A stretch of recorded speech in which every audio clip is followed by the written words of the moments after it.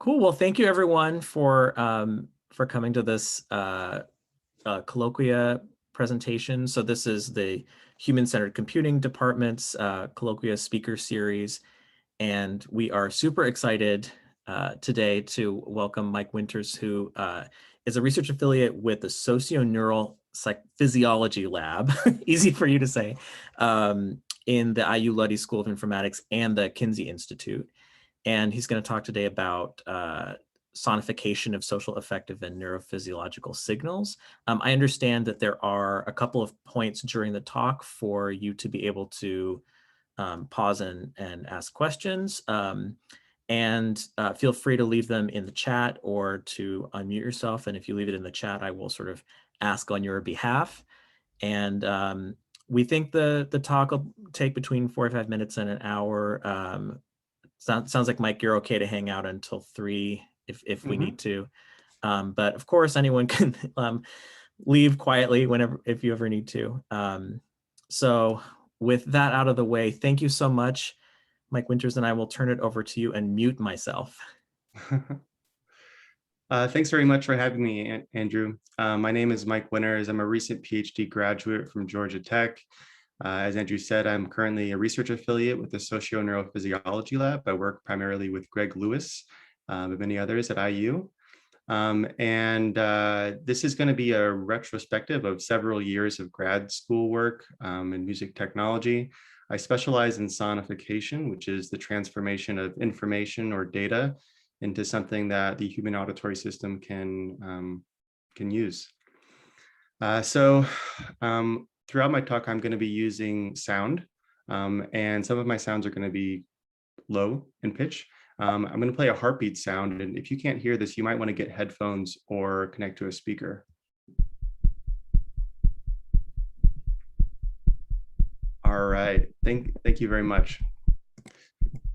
So I'll just tell you a little bit about where I'm coming from. So as I mentioned, I was a 2020 PhD graduate from Georgia Tech, and this talk will include part of my dissertation work in the empathic effects of auditory heartbeats.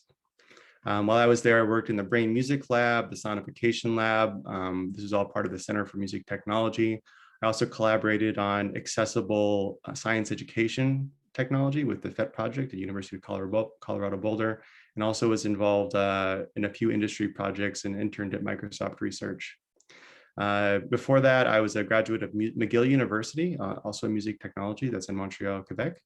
When I was there, I collaborated with international researchers at the Center for Interdisciplinary Research in Music, Media, and Technology. It's a really amazing center for music research. And also worked in the Input Devices and Music Interaction Lab, which is run by Marcelo Wanderley. Before that, I was a double major in physics and music and got a double minor in philosophy and math. I really love to learn. And I also wanted to introduce you to some of the people at Georgia Tech who are behind the work that I'm doing.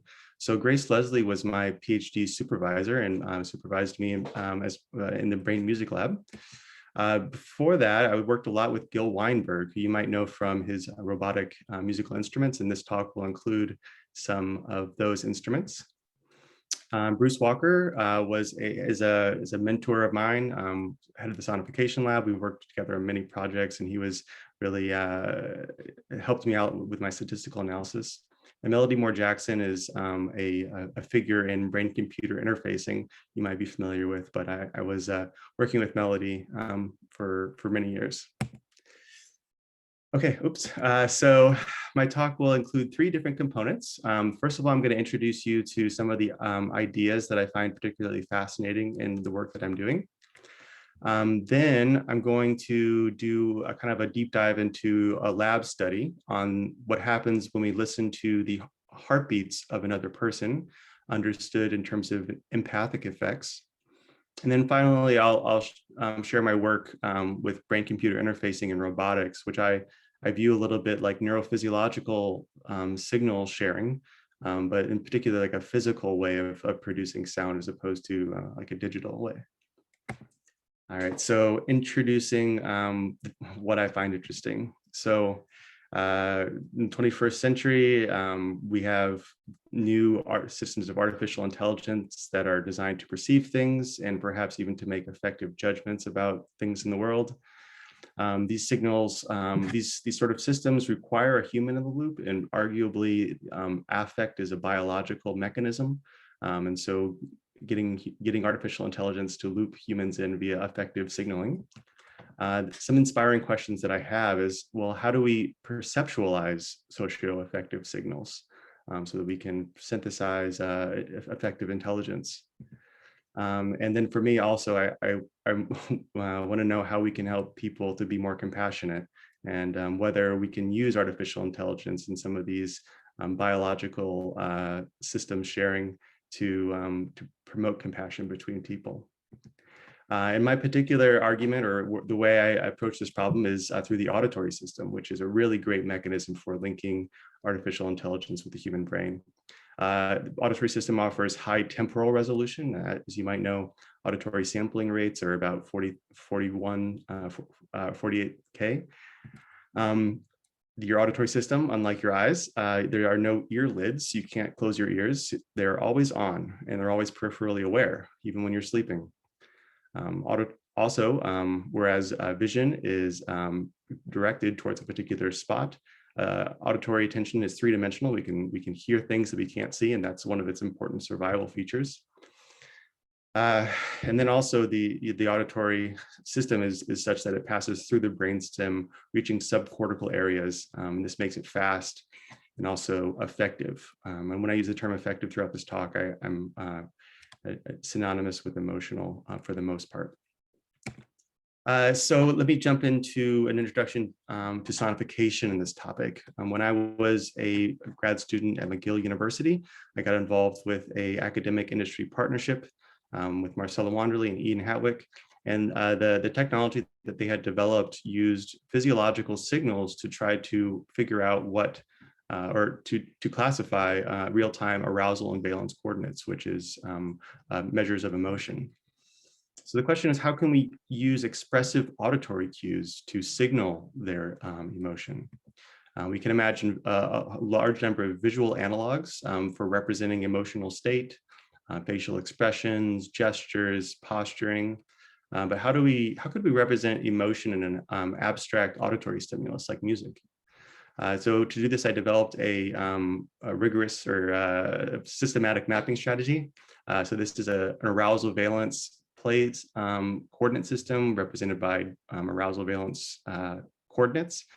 And I made an auditory mapping strategy that would transform those coordinates into different acoustic features, for example, using tempo and loudness and auditory roughness, major, minor, and decay. So let's hear what a few of those emotion samples would sound like. I'm going to include emojis to help orient your judgment on them.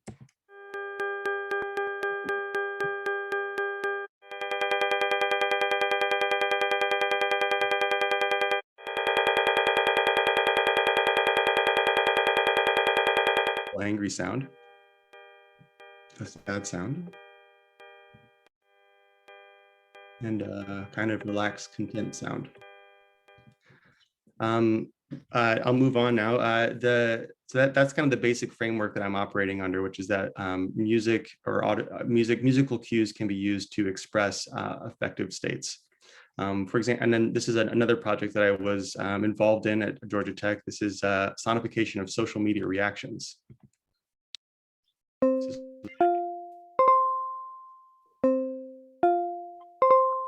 Love. Haha.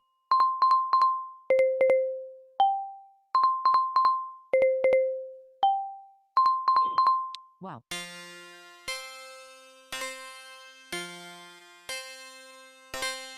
Sad.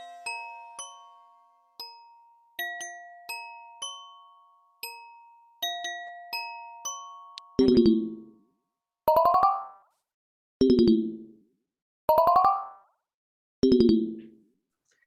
And so I think these auditory sort of signals can clearly be used as a redundant display. So that's something that can be used to make these visual representations more accessible and available. But they also might actually bring us in. So I think that sometimes when I hear a sound that's synchronized to a visual stimulus, like in this case, I get the feeling of higher engagement, and maybe that could lead to higher ratings or higher levels of compassion in people who are taking in social media. Let's hear what Andrew that Harris, sounds my like. diploma came in the mail. Interface. Andrew Harris, my diploma came in the mail today. I'm officially a Yuga alumni. 12 comments, 75 reactions. Love. This is an auditory. You can imagine this is an audio only social media feed. David King, Atlanta's roads are a travesty. I just spent $400 on new tires. 32 comments and now I have to buy another tire case of that stupid pothole. Reactions, sad, angry.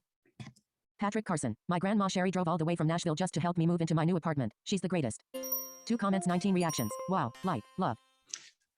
So that's interesting, and you know that can be used eyes free by anyone. And now I'm going to talk about an internship that I did at Microsoft Research in 2016.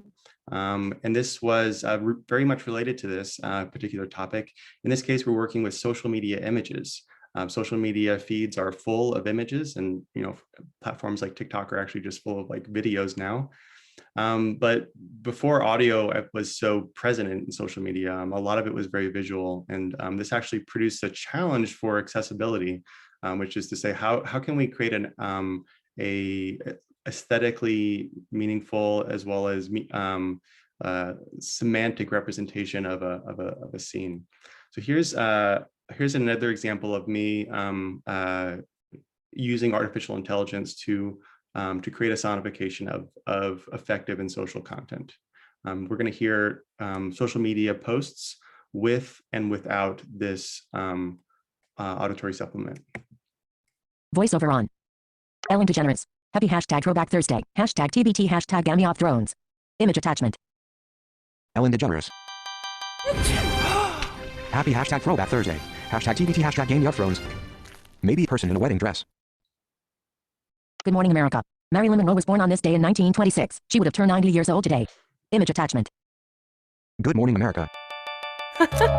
Marilyn Monroe was born on this day in 1926. She would have turned 90 years old today. Not sure. Marilyn Monroe sitting on the floor? Aaron Crasquall. Hashtag when I was young this phone was awesome. Hold on. 8 periods. It's still awesome crying face. Mobile phone. Image attachment. Aaron Crasquall. Hashtag when I was young this phone was awesome. Hold on, it's still awesome. Maybe a cell phone. Hashtag vote Mariners. Adam Lyndon S. Johnson 831 with some serious state pride. Hashtag go Mariners. Image attachment. Hashtag vote Mariners. Adam Lyndon S. Johnson 831 with some serious state pride. Hashtag go Mariners. A group of people posing for a picture. Taylor Swift. That time when we finally took a vacation. Image attachment. Taylor Swift. That time when we finally took a vacation. A woman sits on a beach with palm trees. Okay, and so the way that works is that we start off with a social media post, which we can represent as like an HTML or an image with username, text, likes, followers, etc. You can send this data to, in this case, Microsoft APIs to detect emotion in the image, to detect the presence of people and genders, and perhaps even OCR. Also you can perform text analytics on the actual text of the post. In this case, these were tweets. And from the output of this is actually a variety of high-level data that we can use to create meaningful auditory mappings. So for example, knowing a face and a gender and emotion allows us to maybe trigger a sound sample, for example, of a laughing woman, if we know that there's a woman who's laughing in the image.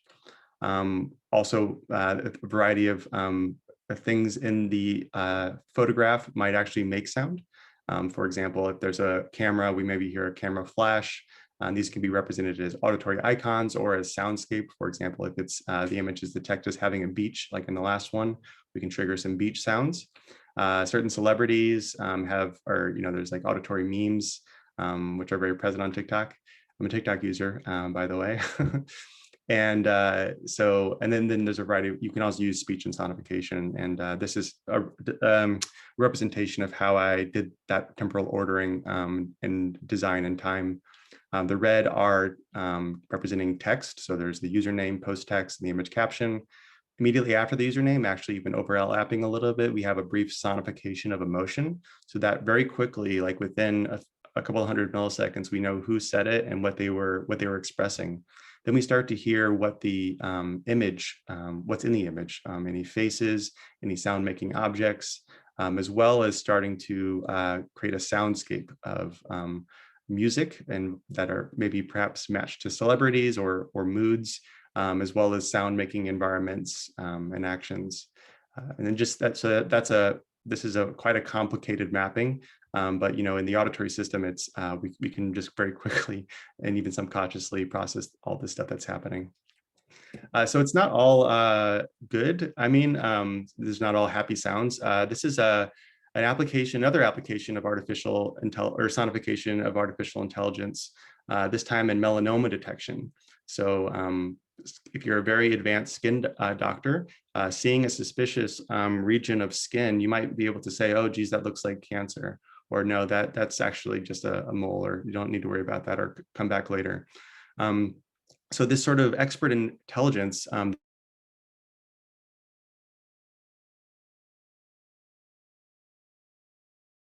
to actually make also those sorts of judgments. And so we can actually just do that purely mathematically and produce a classification, for example, 2.79 malignant, 2.8 benign. But this is perhaps a way that the auditory system can be used to provide an even richer description of what's going on, kind of like explainable AI, but with sound. So I'm going to play two examples now. This will be a collection of malignant cancer images, and this will be a collection of benign cancer images. And this is just one of the mapping strategies we used.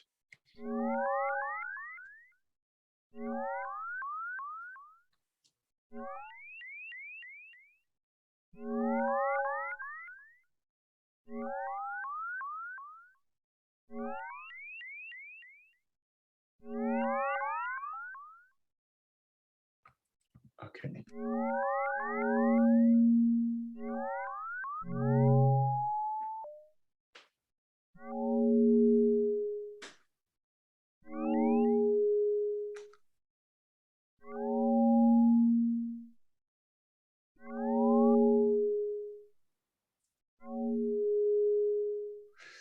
So you might hear that there are some acoustic differences between these two sorts of sounds. When we were hearing malignant images, there was this high-pitched sort of like siren sound. And then when we heard the benign images, it was a more sustained, long and lower-pitched sound. The auditory mapping behind this is actually applied to the penultimate layer of the neural network, and so represents weights and activations as a 1024 dimensional vector. And the auditory mapping strategy takes those 1000 dimensions, reduces it via k-means clustering to a variety of centroids, which are more or less predictive of malignant or benign categories, and order those and then apply this linear mapping strategy. We can talk more about that later.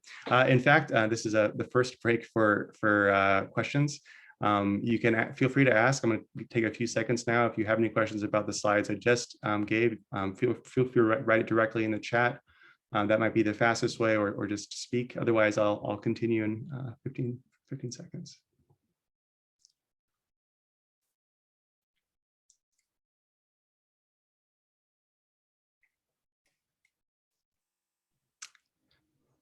All right, we're going to continue. So now I get to give you a short overview of my doctoral dissertation work. This is 2 years of work. And in this case, I was interested in this representation of the body using sound, like we had done with the melanoma, and then perhaps even as emotion as well. And I realized that auditory heartbeats actually provides a very clear indicator of arousal, which is its heart rate. So how fast the heart is beating is a representation of that. And it's one that's difficult to fake, also one that you don't usually see or even hear. So what happens if we were to actually just hear someone's auditory heartbeats in day-to-day social and affective interactions? Might that change our perception of another person? Might that make us feel closer to them? So let me start this off with a kind of a little history of this. Musicians, such as myself, have been interested in using music to represent physiological signals for quite some time. This is Alvin Lucier performing music for solo performer in the 60s. It was very inspiring to a lot of musicians and still is. These days, however, researchers have taken some of these ideas and actually brought them even into clinical settings, using music as a way of doing augmented and alternative communication. So for example, someone who is unable to express how they're feeling using their body, maybe we can use their physiological signals like electrodermal skin temperature, all these things, and represent them as melodic pitch, key change, tempo, whoosh sounds, and what are the effects of using this sort of biomusic intervention. It's really been interesting for me starting this research to realize that there has been a lot of work on physiological signal sharing, and even it's actually present in some mainstream platforms. This is, for example, the Apple Watch, and in the digital touch app, if you have an Apple Watch, if you hold 2 fingers down on the digital touch, it creates a visualization of your heart rate, and you can send this to whoever you want. And so my research is taking on the question of, well, perhaps very similar to this, what happens if we hear that heartbeat? And because it's auditory, we can actually combine it with visual perception. So how does hearing the heartbeat of a person affect a person's empathic state, as well as their neurophysiology? So how does hearing one person's heart affect the heart of the listener? So I take both of those routes for this empathy question. Empathy is a really great, I think, topic to be interested in. I'm going to explain to you why. So empathy is the ability to understand and share the feelings of another from their perspective. It's something that I think actually determines a lot of our connections in the world to other people, whether we our ability to understand and share what they're feeling. Empathy as a psychological construct has 2 large scale types. One type is cognitive, which is perspective taking. Another one is affective, which is emotional convergence. Perspective taking is a little bit like our ability to understand that someone is angry or sad. And then affective is our ability to kind of feel that anger or feel that sadness ourselves, which might be actually motivating to act in a particular way. So it's actually a sharing of feelings. And so there's behavioral correlates that we can measure, and there's neurophysiological correlates that we can measure, and both of those are going to be active in this study. So really quickly, my hypothesis is that hearing the heartbeat of another person will change their empathic state as measured by a change in perspective and an increase in emotional convergence, increased ability to feel what the other was feeling, and also change their perspective on what another person is feeling. The second route, as I mentioned before, is cardiac neurophysiology, and I measure the heart rate and the heartbeat evoked potential, which, if you're familiar with EEG, this is an evoked potential that is time locked to the R peak of the ECG waveform. So it's time locked to your heartbeat. And then there's going to be kind of a complex interaction between this auditory beat, empathy, our kind of ability for empathy, and all of these will create this affective shift. And this affective shift is going to be registered in all these different places. To measure empathic state, I chose to use the reading the mind and the eyes task. This is a collection of 36 eyes, male and female, expressing a variety of different emotional expressions. And for each set of eyes, the user has to choose between 4 possible emotional descriptors. For example, here it's choking, flustered, desire, and convinced. And we have to choose one before going on. I started this project in 2018, and COVID hit, and now I do a lot of trying to tell the emotion in the eyes. Anyways, the responses are, I asked this first question to change, what are they feeling, which is a change in perspective. Then for the emotional convergence question, I ask, how well did you feel what they were feeling? And this is a self-report measure. And then we expose them to auditory heartbeats. So here's a fast auditory heartbeat. Here's a slow one. And my hypothesis is that it's going to be changing both perspective and convergence compared to silence. Here's the technical setup. This is a synchronized EEG and ECG platform. We need the ECG because of the heartbeat evoked potential as well as for heart rate.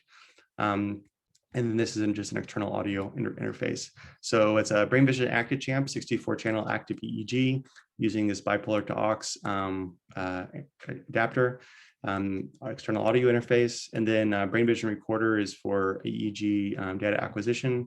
I use Super Collider, which is like a computer music language, to actually create the GUI and do signaling between the various softwares. Lab streaming layer is the communications layer that I use to synchronize everything. And this is the experiment design. So we have this first question, what is this person feeling? Subsequent a second question, how well did you feel what they were feeling? And this will occur in audio only conditions, visual only conditions, which you see the eyes and you don't hear any heartbeats, audio visual slow, so with a slow heartbeat, and audio visual fast, so and with a fast heartbeat. So these are the stimuli pairings. It's completely counterbalanced within subject's design. And so they have all of the different conditions here. And in particular, because we're not doing any mapping between audiovisual slow and audiovisual fast, we get an additional variable, which is whether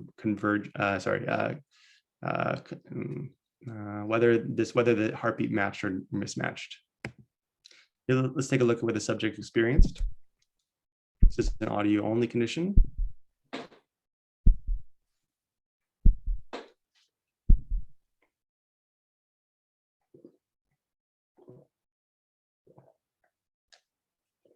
This is a visual only condition, no heartbeat. User chooses uneasy, clicks next, asks how well did you feel what they were feeling? 3. What is this person feeling? Aghast, baffled, terrified, distrustful, terrified, clicks next. How well did you feeling? Did you feel what they were feeling? 5, next. What is this person feeling? This is an audiovisual slow condition. Choose this fantasizing. And next, okay. So the participants, let's see, got a chat here. One sec. Okay, so now I'm going to describe the results. So first of all, the change in perspective. So I asked this question, what is this person feeling? And they have to respond, and they get the same set of eyes in visual only, audio only, and audio visual fast and audio visual slow conditions. So it turned, and what this graph is showing is that relative to baseline, there were more changes in perspective, more changes in what users selected here when there was heartbeats as opposed to visual only. So auditory heartbeats changed listeners' affective perspective. And also this work is going to be appearing in CHI 21 in May. So there's much more information about this study there. The second type of question was related to emotional convergence. I asked, how well did you feel what they were feeling? Not well at all to extremely well. We applied a Z-score to these responses to standardize them between participants, and then we ran a Gaussian linear mixed model with the data. And we found this this distribution here. So statistically, the audiovisual condition had a higher ratings of feeling what the other was feeling, emotional convergence, and there was no statistical difference between the visual only and audio only condition. This is actually kind of an interesting result. It means that hearing the heartbeat of another person without seeing them has similar self-reports of how well of feeling what the other person was feeling as when you see their eyes, and the eyes are normally thought to be very expressive. So it's kind of, I think, speaks to some of the power of just a simple auditory representation like heartbeat. So auditory heartbeats increased feelings of emotional convergence. I mentioned earlier that randomly pairing fast and slow auditory heartbeats with these creates opportunities for heartbeat match or mismatch. So for example, playing a very slow tempo heartbeat with a panicked set of eyes creates a mismatch of sorts. And so the question is, what happens when there's mismatch or match?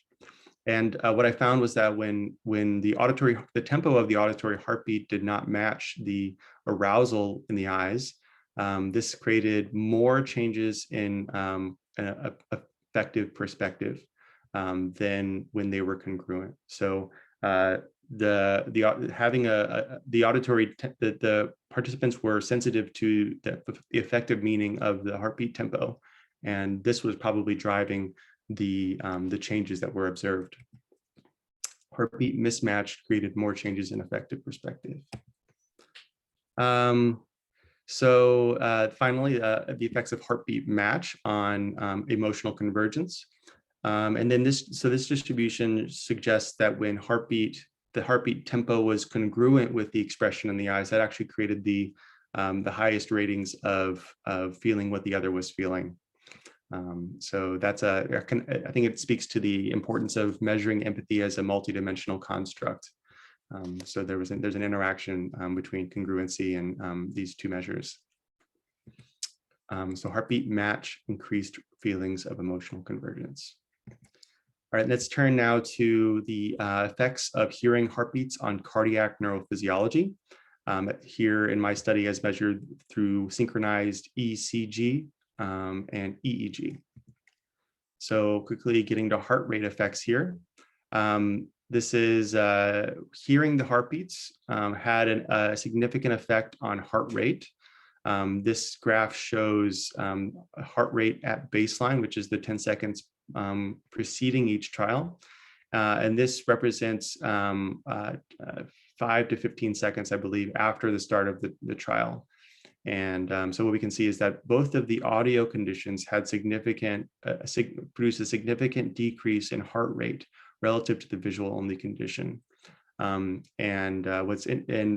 there's no statistically significant difference here, but it almost seems to imply that perhaps the audio is driving that, and some of this visual attention might be actually having a direct relationship with creating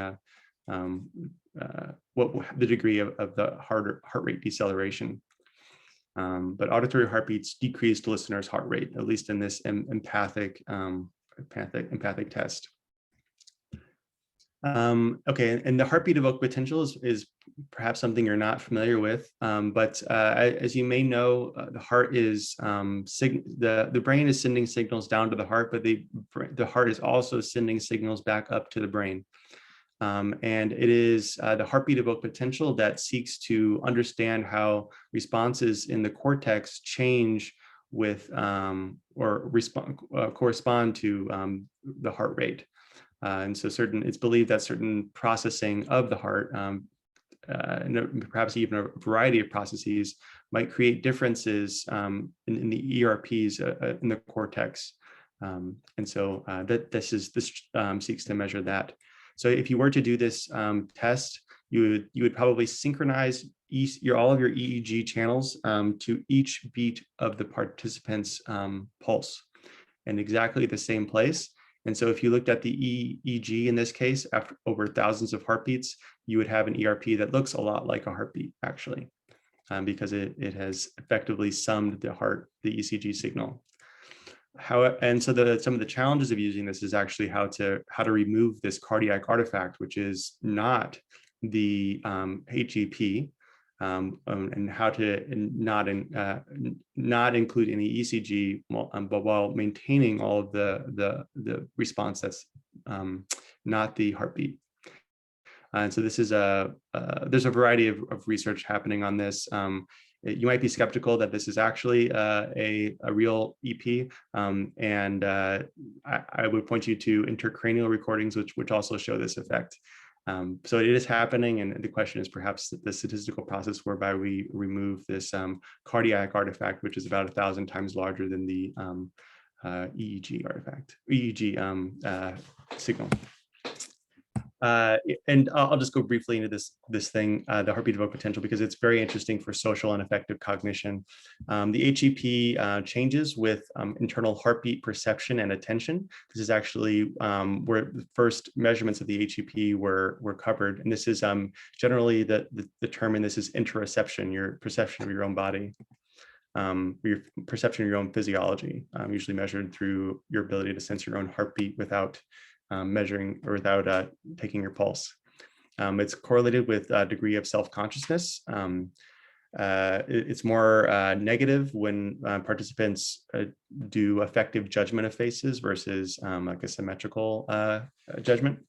And it's also related to emotional valence. And so if you're I guess a computer scientist and you're interested in physiological and particularly the heart, I think the HEP is a really good measure to include, because you'll have all the information from the ECG signal, but perhaps even an additional layer of information that's derived and time aligned to the ECG. And that's what the HEP is. And so my hypothesis was that listening to others' heartbeats will have a more negative and frontal HEP.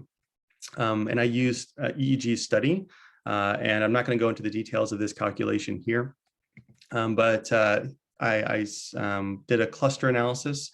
This is using a pipeline from the Schwartz Center for Computational Neuroscience, which I inherited from my advisor, Grace Leslie. I did multi-subject analysis and used study tools to measure these ERPs. And so this is a frontal cluster, and we find that the audiovisual trials had a significantly more negative evoked potential relative to the visual-only condition. So this was a significant difference, and that appears to have a frontal origin. And there was another significant cluster, which is related to, which was found to be in the parietal area, and that had a different latency. The mechanisms whereby the heartbeat evoked potential is measured in the brain are not very well defined, and they might actually involve multiple simultaneous cognitive processes. And that's why we might see origins of the HEP that actually vary, or there might be two of these. Perhaps this parietal one is coming from a different afferent path than the frontal one. So the main results were there were significant differences in the HEP between the visual only and audiovisual conditions, and the auditory heartbeat had a more negative and frontal heartbeat evoked potential. Okay, so I'm going to take another break and give another 15 seconds in case anyone has any questions about that in particular. There's just one more section after this, and then we can have discussions over the whole thing as well. But I'll give it a few seconds now, just in case anyone has any questions. You're welcome to ask it directly or write it in the chat. We had one question about will the slides be available, or where can people get more information, because there's a lot of detail here. Oh yeah, you're right. I will make the slides available as a PDF after this. Also, I would direct you to my website, which for this study has a link to a online poster with links to my dissertation, which is about as much detail as you can get, as well as and some other smaller works too. Mike, I have a quick question. Okay. Yeah. This might be useful also for the students. So when you say that the heartbeat decreased, the heartbeat rhythm decreased, I think one of the priors here, when there was the presence at least of the audio alone or combined with the visual. Maybe you already covered that. I might have missed. What does that signal? What could that mean for the psychological state of mind or other things? So I think the best explanation that I have for this is the cardiac orienting response. So this is something that's covered at length by Rob Potter, actually at IU Bloomington. But this sort of transient deceleration of heart rate is thought to be a kind of like, what is it sort of response. And so it's like our physiological having this sudden thing of getting maybe more relaxed so that we can attend to something that's novel about the outside world. And so if that is the response that we're seeing in this case, we might say that hearing the heartbeat had the effect of maybe pulling people in more and creating more interest or difficulty, perhaps even in trying to understand what they were feeling. So this, perhaps participants' attention was oriented, had a larger orienting response relative to the visual only condition of silence. So this is counterintuitive to many people, because many people think that when a person is maybe more vigilant or at a higher state of arousal, that the heart rate would go up, but that's not necessarily the case. And generally, it's the heart rate variability that goes down. The variation in the difference in the spacing between each beat, that variability tends to go down when people are in a higher state of arousal. Mm-hmm. Yeah, yes. So my trials were also very short. But yeah, the HRV is actually something I didn't analyze here, because I was kind of interested in originally just this beat, or I guess tempo to tempo mapping, or tempo to heart rate mapping. But yeah. So my feedback is, I think in the presentation of empathy, Mm-hmm. it seems almost as if you're saying that all empathy is emotional, but I don't think that's necessarily the case. For example, with a theory of mind, when they're checking for autism, they do something like the child is in the room, a person pulls a stuffed animal out of a backpack and puts it back in. The child, a person leaves the room, and then they move the bear to let's say a drawer, and then the person comes back and they ask the child, where does the person think that the bear is? And the child will say the drawer if it's autism, and the backpack if it's not autism. So that doesn't seem like really emotional, but it's a kind of cognitive empathy. Mm-hmm. And also, for example, for somatic empathy, like when people synchronize their movements when they're walking or talking, Mm-hmm. It's not necessarily affective or emotional, even though there's probably some sort of experiential quality, like a meeting of minds or that. Yeah, those are certainly, and I guess I wouldn't claim to be measuring all of empathy, but rather perhaps like the things that that might be measurable or changeable, or measurable in this study. But yeah, other protocols would be helpful for this measurement as well.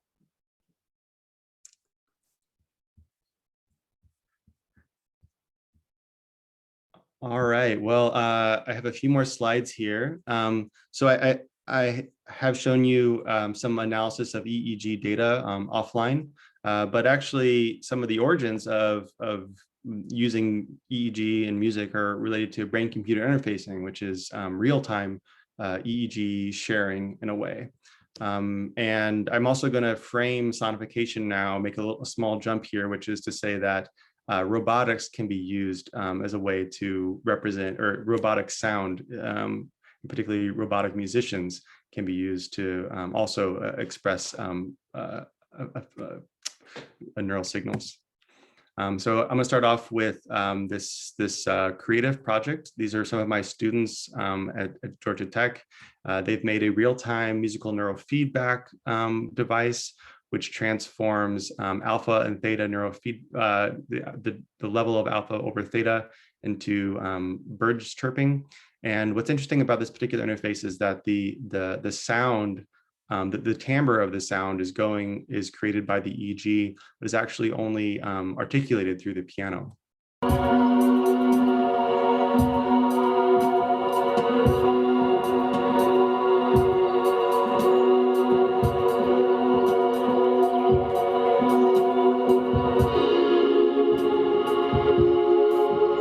I think it's a very interesting way of doing that, because it is social. In order for that EEG to have sound, you have someone on the piano playing the timbre at the playback rate. So that was a lot of fun, and we performed it at Moogfest in 2017, which was really great. I want to switch now to robotics, which is when I first started at Georgia Tech, I entered the robotic musicianship group. These are robotic musicians of different kinds. So this is Shimon, is a marimba playing robot. This is Shimmy, it's a robot that dances along to your music. And this is actually a robotic prosthesis, which is used by a drummer who lost their hand in an accident. And when I started, started working on this robotic drumming third arm project. And so unlike a little bit like a robotic prosthesis, this is something which is attached to the body. However, unlike a prosthesis, this is actually creating a limb that doesn't normally exist. And just like any robotic system, when it's not actually connected to your nervous system, we have to think of interesting ways of getting intelligence into the drumming arm so that it can be responsive to the player's intentions. And I co-wrote an NSF grant that got us funding to purchase the EEG system that I used in my dissertation. Actual brain control requires brain-computer interfacing, which is recognition of the activations of large populations of neurons in the brain and using that to control computers. Here's an example of that. Do the stereo cables work? No. Sure. Yeah. So this is a spaceship game, and I'm trying to rotate the spaceship using my mind. They're blinking at different rates, and depending upon which of those that I'm attending to, that creates a response of my visual cortex measured on the back there, and the rate of those neurons firing will line up with the frequency of the light that I'm looking at. So, what's up? It's not a standard EEG. You have to, right? Oh, what did you say? What is the device that the person is wearing? It is a Cognionics multi-position dry EEG headband. It's a headband, and I don't have a picture of the sensors here, but it's dry. And the sensors actually are these really interesting claws that are deformable, and they have silver chloride on the tips. And they use that to actually get through the hair and get a nice a connection to the scalp. And it's dry. So once you take it off, it's you're done. Yeah. So now I want to, here's the robotic arm. All right, pattern. By that. You can't hear the guitar playing.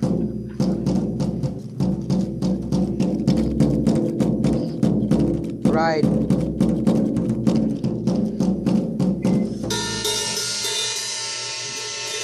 That's just another lab demo video. Here's the polished version.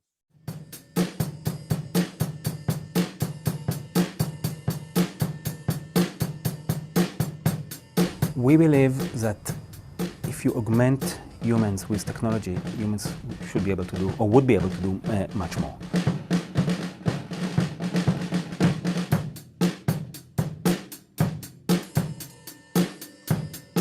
We thought that music is a great... Okay, so I'm going to return to robotics a little bit later on and to discuss my current work. But I'm going to first of all discuss some social and affective ways of using real-time EEG. If you are following neuroscience these days, you know that social neuroscience is really on the rise. And there's a lot of really novel, unique studies that are looking at synchronized EEG and brain imaging approaches.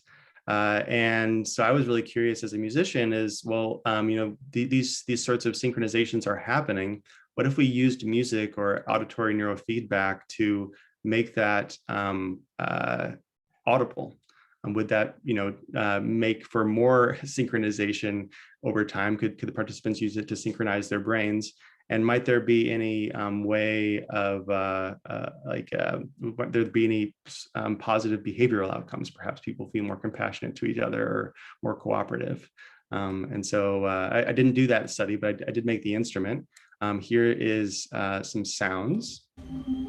So just to give you an understanding of the mapping here, these are delta, theta, alpha, beta parameters. These are traveling via OSC into Super Collider.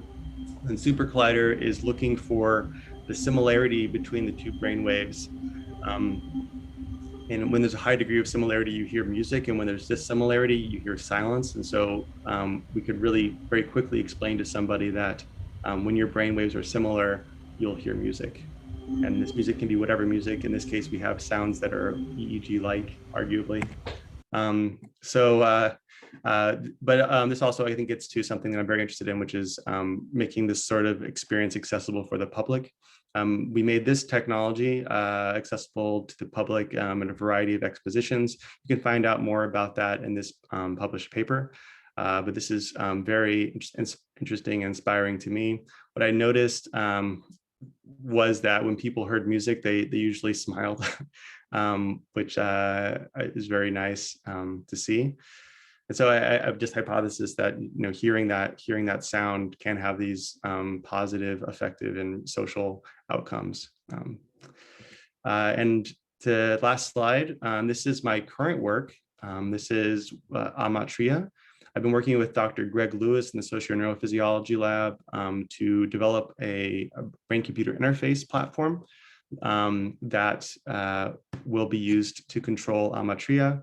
And this is, I wrote a grant with Greg to the IU Public Arts and Humanities Project to partner with the Living Architecture Systems Group in Toronto and Wonder Lab in Bloomington. And this was successful. And what it's going to mean is that in fall 2021, you go to Bloomington at their first Thursdays, you'll have an opportunity to wear this Muse EEG headband and control amatria. Here's an example of what that. So amatria is a sentient sculpture.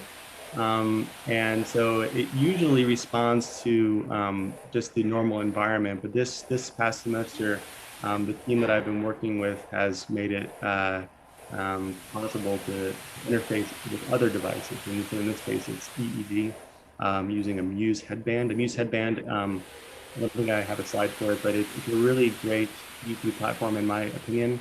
Only $250, and I think produces pretty good EEG without very much need for, the software is really easy to use as well. So I definitely recommend it as a physiological sensing platform. Anyways, thank you very much for your attention. I'm really happy I got to share this work with you, and be happy to take any questions if you have any.